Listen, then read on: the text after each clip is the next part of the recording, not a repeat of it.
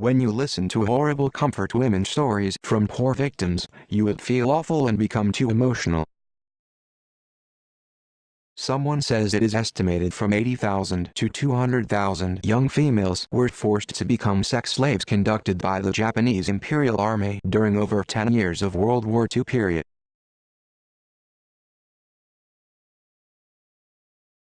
However, before you blindly blame the Japanese Imperial Army, and before you become too emotional, would you take a moment to think about how easy you can be brainwashed?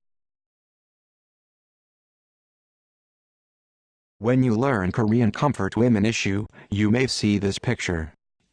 This picture is popular probably because this was used in the movie, Silence Broken. They wear Korean clothes, assuming they are Korean girls. The picture looks old, which can be taken sometime during World War II. If this is inserted while you are learning Korean comfort women issue, you might feel, "Oh my God, these girls were gathered and forced to become sex slaves." Stop. Do not be emotional. Just concentrate on what information you could get from this picture.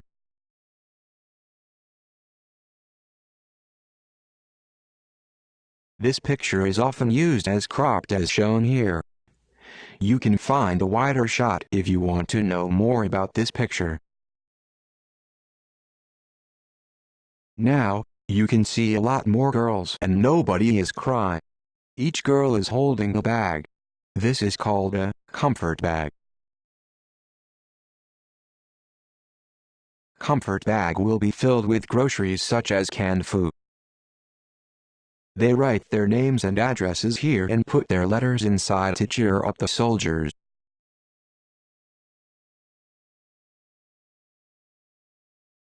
Based on the information obtained from this picture, it is highly likely these girls are Korean schoolgirls who are listening to the instruction of how to make a comfort bag.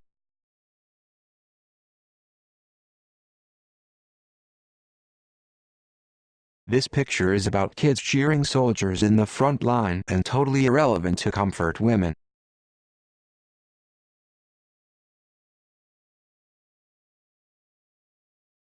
If you have ever associated this picture with Korean comfort women, now you see you have been brainwashed.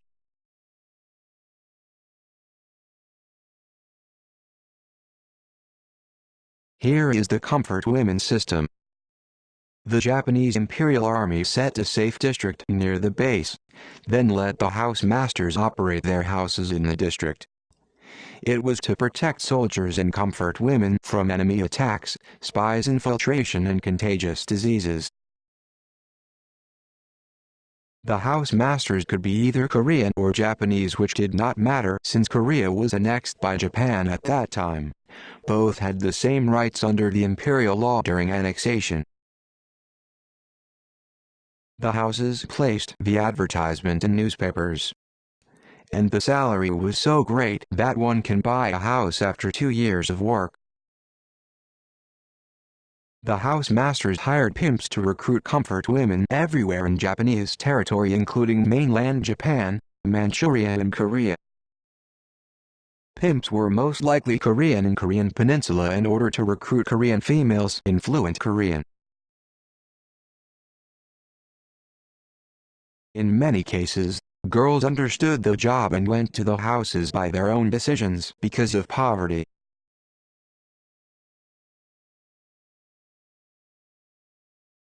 Sometimes parents sold their daughters. Needless to say, human trafficking was not allowed by the Japanese imperial law. Although it was illegal, pimps sometimes fooled girls or forced them into prostitution.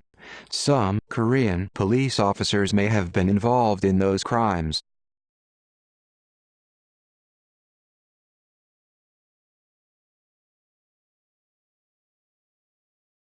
The Japanese government at least tried to prevent such crimes based on the record of official announcements they issued at that time. However, they were not very successful to control such crimes during annexation since 1910.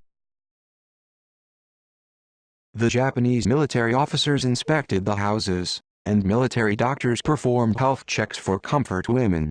The houses that passed the inspection could continue operation.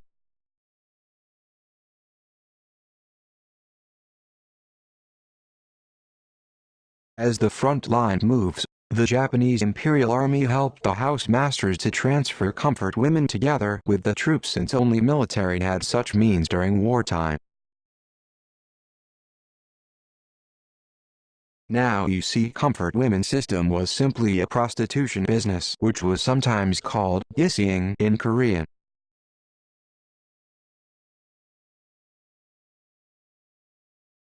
Japanese military was involved in this business by protecting the safe zone and by attempting to control crimes such as forcible recruitment and assault, although it was not successful enough from modern view.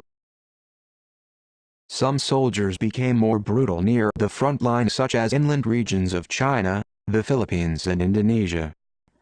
Rapes, abductions and confinement seemed to be committed by individuals in those areas.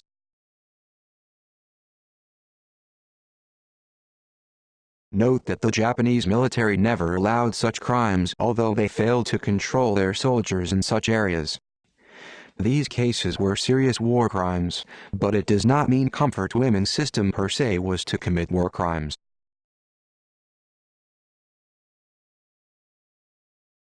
On the contrary, Japanese soldiers were relatively under control in Korean Peninsula, where had been Japanese territory for decades. In fact, human trafficking by brutal Koreans was more serious problems for the Japanese government in the peninsula. It is important to note that the U.S. military inspected the abandoned comfort stations and interviewed Korean comfort women and officially reported that a comfort girl is nothing more than a prostitute or professional camp follower. This was suddenly flipped after a series of articles by Seiji Yoshida, posted in Asahi newspaper during 80s and 90s. He claimed he was involved in forced recruitment of comfort women in Jeju Island of Korea.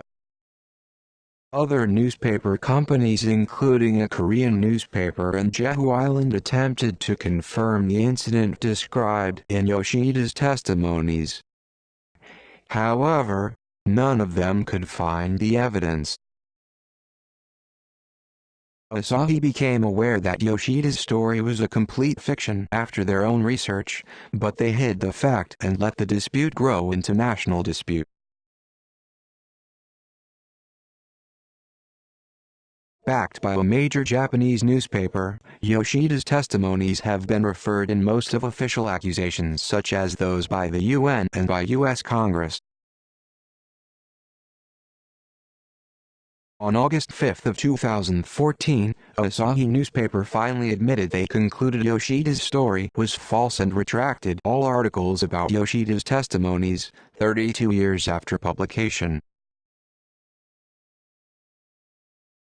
Here are the two most important points that Asahi admitted on August 5 of 2014. 1. Yoshida's story was false. Asahi agreed there was no forcible recruitment by Japanese military in Jeju Island described by Seiji Yoshida.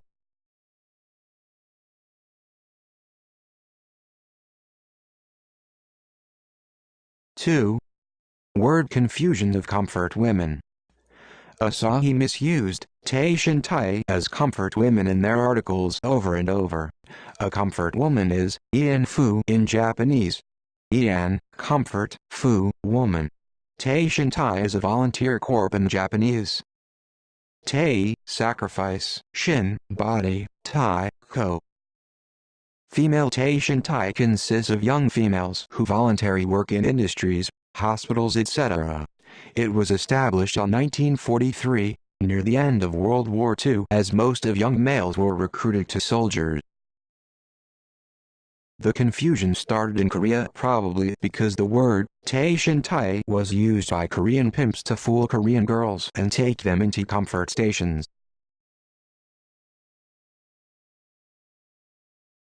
Japanese official in Korea alerted the confusion between Taishan Tai and Dian Fu in July of 1944 as an absurd rumor.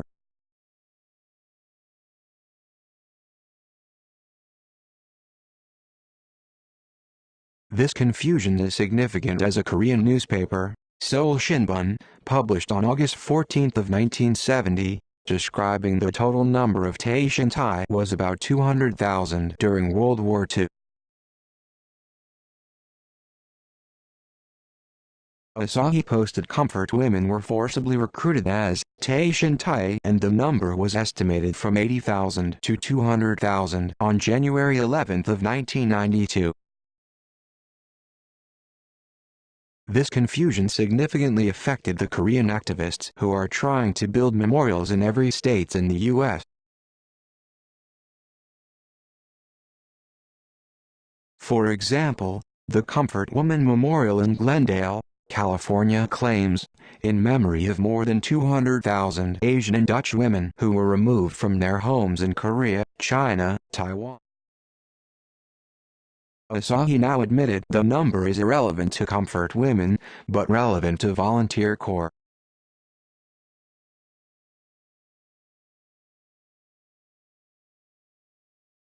Based on the retraction by Asahi, the monuments such as the one in Glendale has to be corrected.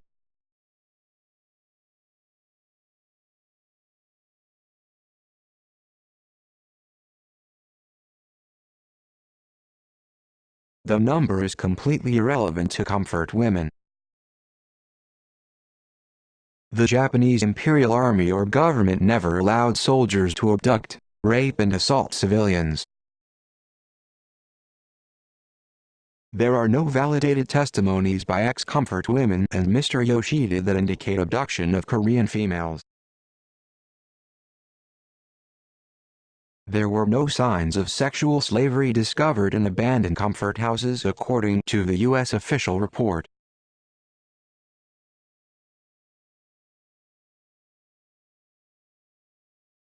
If protecting women's human rights is more important than discounting Japan for Korean activists, prostitution, domestic violence, rapes and so on are all sexual slavery that any countries in any time of human history have to face. If that is the case, this wording should make more sense. In memory of women who were coerced into sexual slavery, period.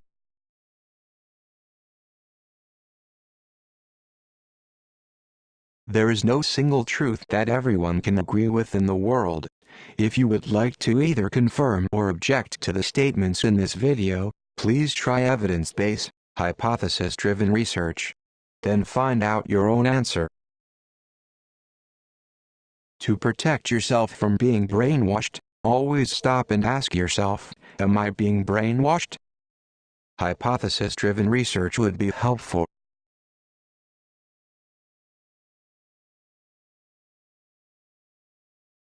For example, if the Japanese Imperial Army was fully responsible for sexual slavery in Korean Peninsula during World War II, what would happen when Japan surrendered and the Japanese Imperial Army retreated from Korean Peninsula?